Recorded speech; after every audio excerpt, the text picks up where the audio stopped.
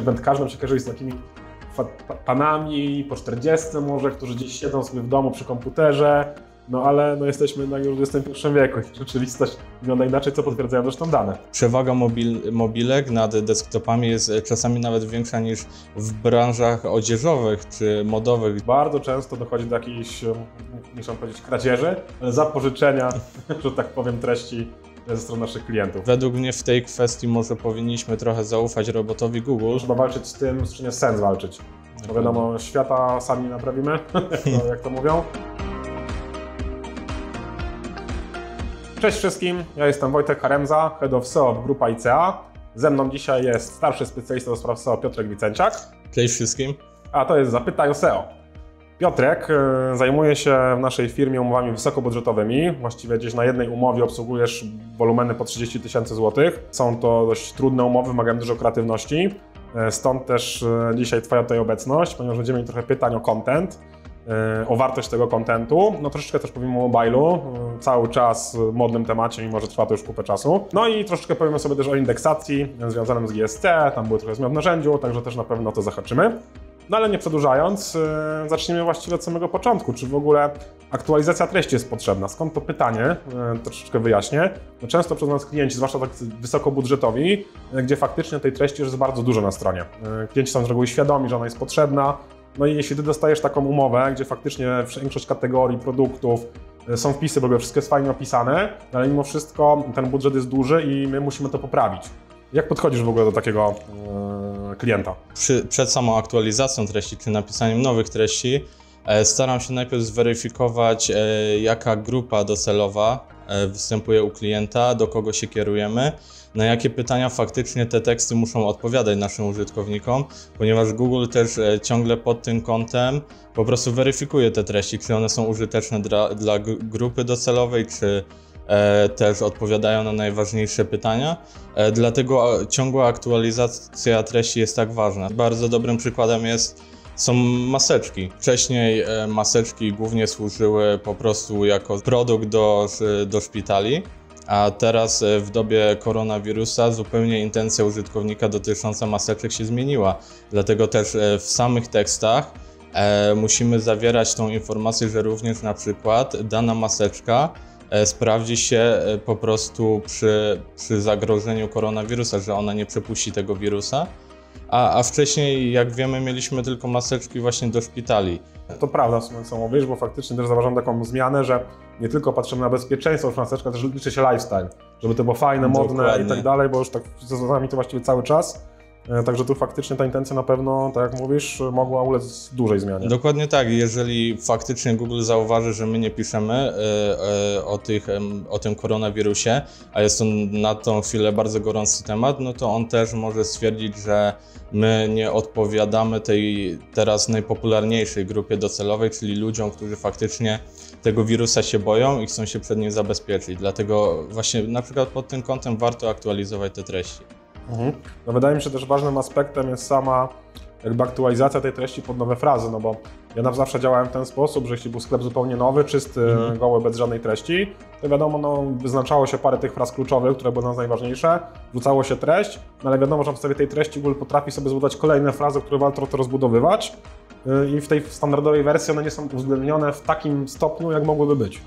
Jasne, musimy też brać pod uwagę samą sezonowość, na przykład w branży odzieżowej, gdzie mamy treści związane z sukienkami. Wiadomo, że użytkowniczka może wiosną szukać innej sukienki, a jesienią innej, ponieważ zmienia się pora roku, zmienia się też ten trend kolorów, dlatego warto, pomimo tego, że możemy rozbudowywać kategorie pod kątem na przykład sukienki jesienne, sukienki wiosenne, to warto na tej głównej kategorii sukienki też zawrzeć informację na przykład jesienią, że posiadamy sukienki jesienne, umieścić jakiś link wewnętrzny, żeby faktycznie odpowiadać ciągle też tymi treściami, tym obecnym trendom przyjętym w danej branży. Tak, żeby przenosić ten środek Topical Authority na ten konkretny moment, sezon, faktycznie go wzmacniać w dużym. Dokładnie tak. W dużym stopniu. Zresztą masz ciekawy przykład na jednym ze swoich klientów z aktualizacją. Jakbyś mógł trochę opowiedzieć, pokazać, jak to wyglądało troszkę historycznie? Był to sklep wędkarski, gdzie faktycznie treści już były w małych ilościach. One faktycznie były bardziej reklamowe, nie były nasycone frazami kluczowymi, nie odpowiadały na najważniejsze pytania użytkowników. My jako firma pozycjonerska udało nam się załatwić naprawdę bardzo fajnego copywritera specjalistycznego, który sam jest też wędkarzem. I po prostu te teksty były po prostu świetne, merytoryczne, specjalistyczne, odpowiadały na każde pytanie użytkownika. I właśnie dzięki temu od samego początku współpracy aż do teraz, ponieważ współpraca nadal trwa, zauważyliśmy bardzo duże wzrosty widoczności dzięki tej aktualizacji treści. Wcześniej były treści, nie przynosiło to efektu. Faktycznie po naszej aktualizacji widoczność wystrzeliła w górę, więc myślę, że właśnie to było tym głównym czynnikiem, który zdecydował o wzroście widoczności domeny i dlatego też jestem bardzo dużym zwolennikiem takich działań. Myślę, że tak po pierwszych chyba 3-4 miesiącach od rozpoczęcia tego aktualizowania zaczęły się jakieś konkretne ruchy na tych frazach, a potem to faktycznie jak już Dokładnie zaskoczyło, to poszło naprawdę mocno w górę. Musimy też pamiętać, że też te treści były stopniowo dodawane ze względu na ograniczone zasoby i musimy też brać pod uwagę, że jednak faktycznie robot Google, gdy już nawet przeindeksuje pierwszy raz te treści, to on nie zawsze za pierwszym razem od razu wychwyci tą intencję, którą chcemy przekazać i te pytania, na które faktycznie chcemy odpowiedzieć. Dlatego widzimy, że po tym dłuższym czasie, gdy on już sobie parę razy te treści przekraulował, znalazł on faktycznie ważne informacje, które pozwoliły nam na osiągnięcie pierwszych pozycji na naprawdę fajne, konkurencyjne, konwertujące frazy związane z wędkarstwem. Trzeba to też zrobić z głową, prawda? To Oczywiście. nie może być ad hocowe działanie, działamy na podstawie danych zawsze, żeby to nie było tylko nasze widzimisię, bo ja sobie dobuduję trochę treści, czy ją zmienię, tylko faktycznie działajmy data-driven. Tutaj właśnie bierzemy pod właśnie ostrze drugi czynnik, czyli faktycznie naszą konkurencję.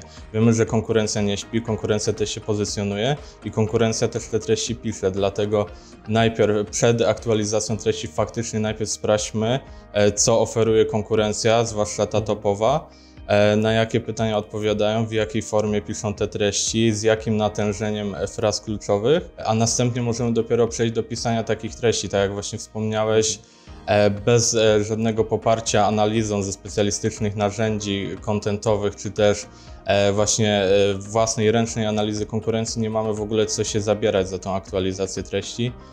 Zdecydowanie. Ponieważ może być to po prostu stracony czas, a nie o to chodzi, nie?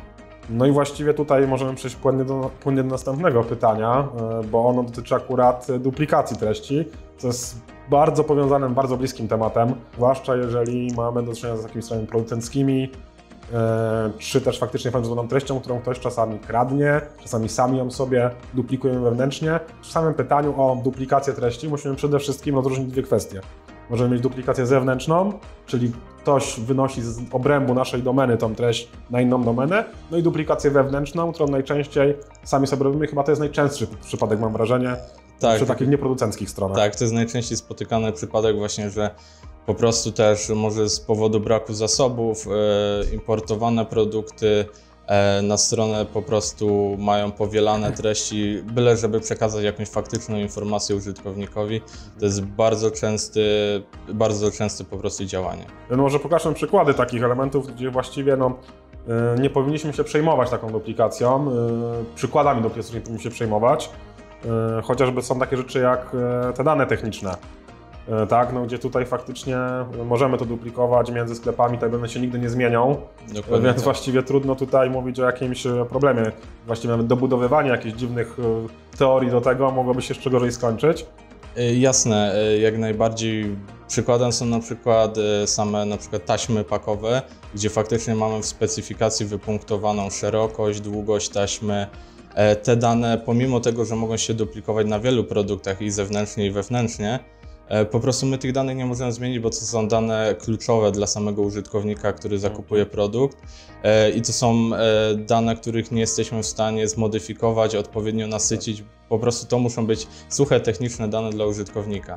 Jeżeli chodzi o samą optymalizację duplikatów, powinniśmy się nimi zacząć martwić. Jak już faktycznie mamy na przykład jeszcze dodatkowego 1500 znaków opisu czy 1000, mamy wszędzie zduplikowane nagłówki H2, mamy wszędzie w akapitach te same treści, I jeżeli to się powiela na przykład na dużym sklepie w skali 4000 produktów, no to już jest bardzo duża skala, którą należy redukować w miarę dostępnych zasobów. Tak, no zresztą widać to potem po chociażby samym sajcie, gdzie wszystko zostaje wrzucone do tych wyników gdzieś tam ukrytych praktycznie, bo ta treść się mocno powiela. No jeszcze Dokładnie. tylko jeden element związany z samymi tymi danymi technicznymi na produktach, typu właśnie jakiś kolor, materiał, rodzaj i tak dalej, rozmiary. No tutaj jedyną rzeczą, którą właściwie można by próbować robić, no i gdzieś tam też nasz dział UX-a, który też pracuje nad naszymi takimi wysokobudżetowymi klientami robi, no to możemy próbować zmieniać kolejność wyświetlania tych danych, tak, żeby patrzeć, żeby badać, no my prowadzimy takie badania na przykład z użytkownikami na sklepach, gdzie oni faktycznie sami wskazują, że kurczę, po co mi informacja o producencie, mnie interesuje rozmiar przede wszystkim, tak? I wtedy faktycznie można jedynie działać pod kątem UX-owym, żeby jak najwyżej w tych tabelach danych prezentować faktycznie dane, które klient najbardziej gdzieś tam jest, najbardziej ich pożąda w ten sposób. Dokładnie tak, klient wchodząc na przykład na stronę produktową lamp, jeżeli to jest klient, powiedzmy jest to użytkowniczka, może zwracać uwagę na takie dane jak sam styl lampy, sam wygląd, a inny użytkownik na przykład wchodząc i chcąc zamontować lampę może patrzeć na rozmiar, dlatego te informacje muszą być też gdzieś wysoko pokazane tym użytkownikom, żeby oni faktycznie od razu się z nimi ścierali. No innym tematem jest już to duplikacja zewnętrzna, tak? Wewnętrzną jesteśmy w stanie sobie jakoś radzić, ale no, duplikacja zewnętrzna jest gdzieś tutaj często znacznie poważniejszym problemem. Dokładnie. Zwłaszcza mam wrażenie na wielu naszych klientach, którzy są bardzo często tymi liderami branży. No i bardzo często dochodzi do jakiejś, nie chcę powiedzieć kradzieży, ale zapożyczenia, że tak powiem, treści ze strony naszych klientów. No przed tym też da się zabezpieczyć, no ale pytanie, czy warto z tym walczyć za każdym razem? Według mnie z duplikacją zewnętrzną warto walczyć, jeżeli faktycznie akurat w naszym przypadku to my faktycznie zduplikowaliśmy treści producenta czy innego sklepu internetowego. Wtedy powinniśmy te duplikaty jak najszybciej wykluczyć, bo też Google sobie świetnie zdaje sprawę z tego, że my, jeżeli chodzi o te treści, nie byliśmy jako pierwsi zaindeksowani i on wie, że my po prostu ten opis zduplikowaliśmy, dlatego takie duplikaty powinniśmy w pierwszej kolejności eliminować. Ja tutaj też mam swój ciekawy przypadek. Sklep właśnie jest takim głównym dystrybutorem w Polsce niektórych akcesoriów czy produktów i faktycznie on, sprzedając swoje produkty do innych sklepów detalicznych, sklepów internetowych, on jako pierwszy napisał te treści, a później one były po prostu faktycznie kopiowane, powielane na wielu innych serwisach. Ja wtedy uważam, że z tym problemem po prostu bardzo ciężko walczyć. Według mnie w tej kwestii może powinniśmy trochę zaufać robotowi Google, który faktycznie wie, że my mieliśmy te treści jako pierwsi, ponieważ te produkty pojawiły się na naszej stronie jako pierwsze. Prawdopodobnie jako pierwsze zostały też przekraulowane przez robota i zaindeksowane po prostu dla domeny właśnie naszej.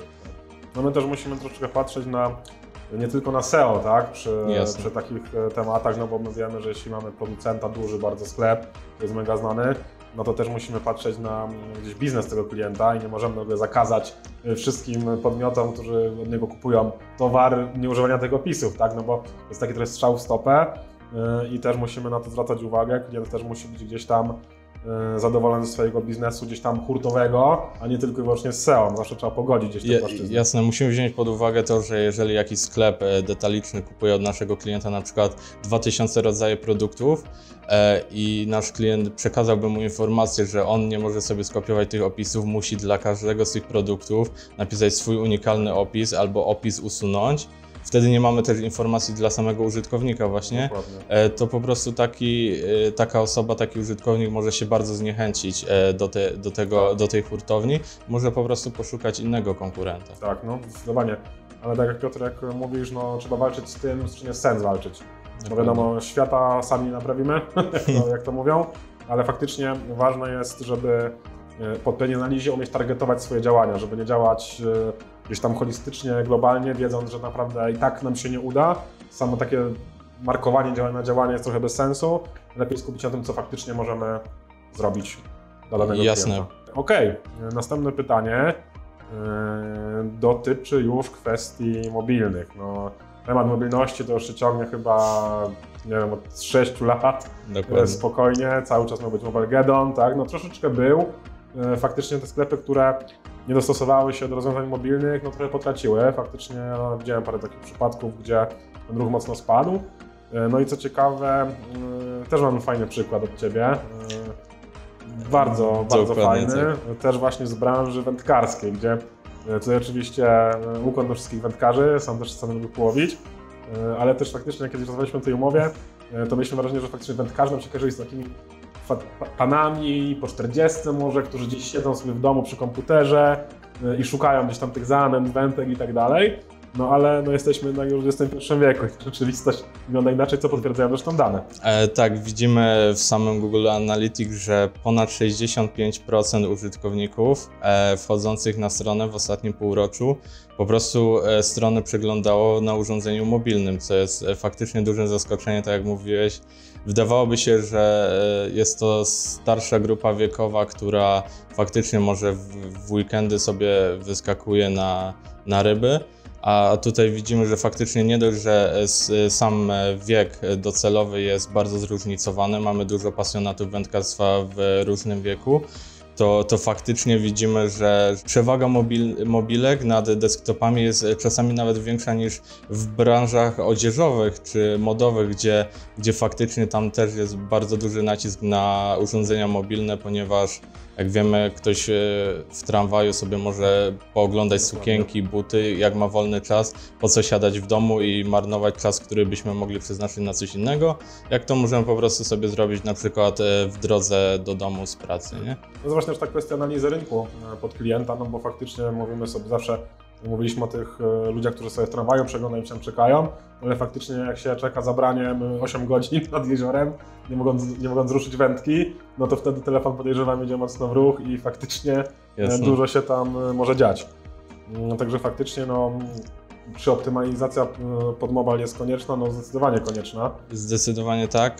Musimy też brać pod uwagę to, że już od bardzo długiego czasu mamy Google Boty na smartfony, które faktycznie crawlują oraz renderują strony w widoku mobilnym. I jeżeli my nie mamy responsywnej strony na urządzeniu mobilnym, gdzieś nam ten tekst na przykład wyjeżdża poza ekran, to Google naprawdę może nas bardzo za to ukarać.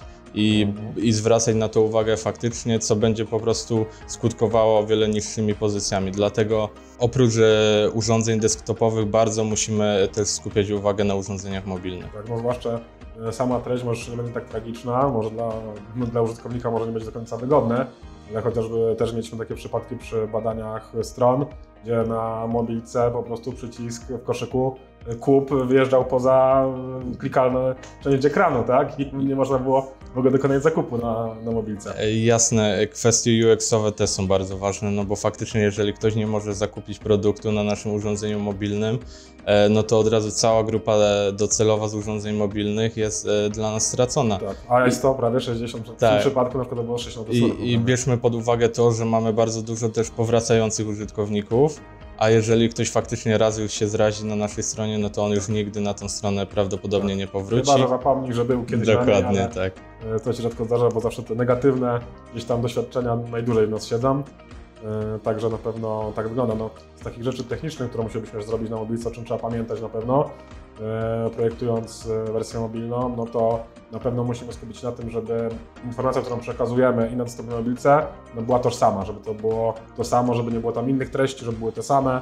Dokładnie tak. Musimy zadbać o to, żeby faktycznie to było to samo, zwłaszcza pod kątem contentu, ale tutaj musimy też zadbać na przykład jak mamy treści na desktopie. Mamy wyświetlany nagłówek i akapit nad sekcją produktów, na listing, na kategorii.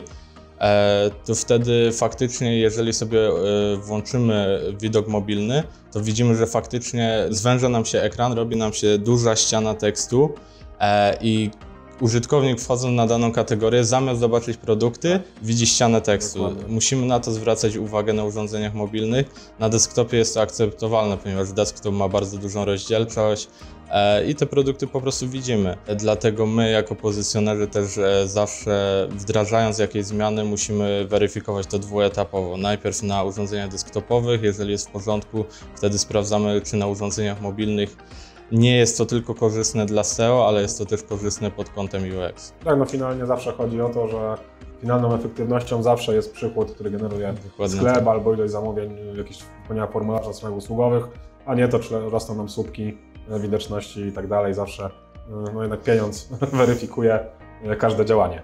Okej, kolejną rzeczą, którą znaleźliśmy, jeśli chodzi o pytania związane z SEO, no to jest kwestia tego, jak dodać stronę do Google. Często się z takimi pytaniami gdzieś na grupach też spotykałem, SEO-owych i nie tylko. Nawet jest dużo takiego skamu gdzieś pseudo-SEO-owego, gdzie jakieś firmy dzwonią po przedsiębiorcach i oferują dodanie strony do Google'a. Tak? No, z jednej strony jest to trochę bzdura, bo Google samo zindeksuje sobie tę stronę, oczywiście przy odpowiednich założeniach, o których sobie za chwilę powiemy. Jest też oczywiście możliwość ręcznego dodania, raczej była. O tym też sobie za chwilkę powiemy. Jak to właśnie wygląda w tym dodawania strony? No, Google indeksuje stronę w momencie, kiedy trafi na jakikolwiek link, który do niej prowadzi. W momencie, jeżeli mamy zarejestrowaną domenę, to już jesteśmy podlinkowani, bo wszystkie firmy hostingowe, rejestrujące domeny i tak dalej, no mają już tam te listy, one się pojawiają bardzo często, co w profilach linków zawsze na świeżej domenie widać, jest zawsze chociaż ten jeden link gdzieś tam z jakiegoś listingu domen. No i to wystarczy robotowi Google, żeby zindeksować tą stronę, no i umieścić ją tym samym w wyszukiwarce Google. Tylko może tu być parę problemów, które możemy bardzo napotkać i może to nie zadziałać to w ten sposób. Jasne, na początku sprawdźmy stronę pod kątem technicznym. Zweryfikujmy sobie najpierw meta tag robots, czy nie zawiera on dyrektywy noindex. Jest to bardzo ważne, ponieważ jeżeli faktycznie mamy w sekcji head wdrożony taki meta tag, to pomimo tego, że bardzo byśmy chcieli dodać domenę do wyszukiwarki, to Googlebot i tak otrzymuje jasny komunikat: nie crawluj, nie indeksuj tej strony i ta strona po prostu się nie doda do tej wyszukiwarki. Ciekawa taka ciekawostka, bo rzeczywiście wtrącę, jeżeli macie stronę albo sklepy na WordPressie, to zdecydowanie warto wtedy na to zerknąć i tak samo na plik robots.txt zresztą, o którym pewnie chciałeś powiedzieć. Bo WordPress ma do siebie, że wielu deweloperów zawsze ustawia opcję braku indeksacji w trakcie prac deweloperskich. Strona nie jest gotowa. No i miałem mnóstwo takich przypadków, pewnie ty też, że daję tą stronę klientowi, no ale zapomniał kliknąć do tej magicznej opcji indeksacji i właściwie strona jest gdzieś w próżni całkowitej. Jasne, nawet nie tylko na WordPressach, wszystkie świeże sklepy, portale, które wyszły dopiero z wersji deweloperskiej, należy pod tym kątem zweryfikować, bo bardzo często się zdarza właśnie, że ta firma deweloperska po prostu zapomina wykluczyć te metatagi, czy też tą dyrektywę z robots.txt, która blokuje przed indeksacją strony, nie? Powinniśmy też ze strony samego serwera sprawdzić, czy on nie zawiera jakichś dyrektyw też związanych z tak zwanym Xrobots Tag, które też od strony serwera mogą po prostu nam blokować stronę przed jakąkolwiek indeksacją ze strony Google'a. Nie, zgadza się, no warto zrobić na samym początku. My też zawsze zaczynamy właściwie od tego jakąkolwiek analizę, bo prawda jest taka, że na stronie można robić niesamowite cuda, wrzucać mnóstwo treści, linkować to, no ale jeżeli to i tak będzie zablokowane, no to cała ta praca idzie właściwie na nic, to już to jest podstaw, żeby w ogóle zobaczyć, co tam się dzieje. No i sama kwestia tego, jak ta strona się dodaje do Google, bo jak dać stronę do Google, tak? No, to jest zawsze takie nieporozumienie, no bo dla mnie mamy stronę, to jest domena, tak? Bym powiedział domenę do Google'a. Tak. Ewentualnie jeśli mówimy o stronie, to ja mam wrażenie, że to może każda konkretna podstrona w tym serwisie. No w Google Search Console chociażby możemy sobie podejrzeć, jak te strony się indeksują, czy faktycznie ile jest zindeksowanych, nie jest zindeksowanych z jakiego też powodu ta indeksacja się pojawia. Bardzo fajna nowość w tym GSC. Znaczy nowość, już mamy prawie 2 lata, ten nowy 2 lata? No, około 2 lata. No, czas szybko leci. Tak. Ale faktycznie to była duża, fajna zmiana, gdzie faktycznie Google dało nam informację, na przykład dlaczego nie jest zindeksowane, co nam się dzieje. No, wcześniej trzeba było się totalnie domyślać, o co może chodzić.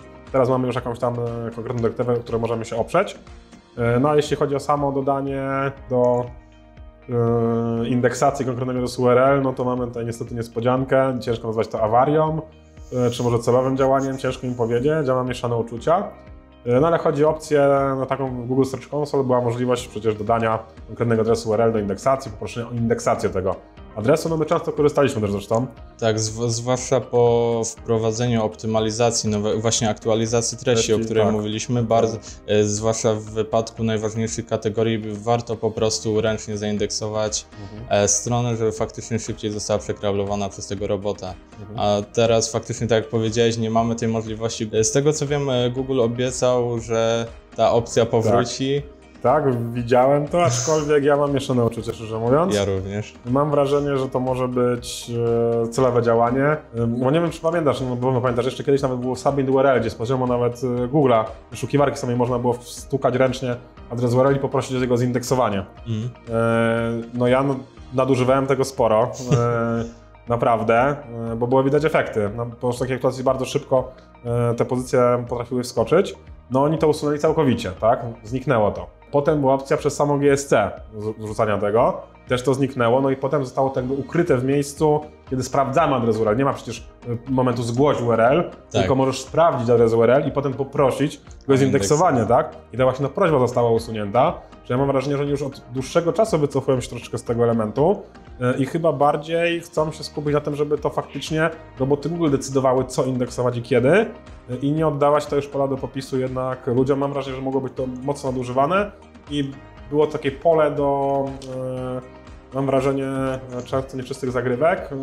Wiem, że wielu ludzi potrafiło wykorzystać w bardzo ciekawy sposób ten mechanizm i wydaje mi się, że może być problem z powrotem tej opcji. Jasne, ja też pamiętam taki case u nas w firmie związany z częściami samochodowymi, gdzie faktycznie zagłębienie kategorii było bardzo duże i robot miał problemy z docieraniem do tych kategorii.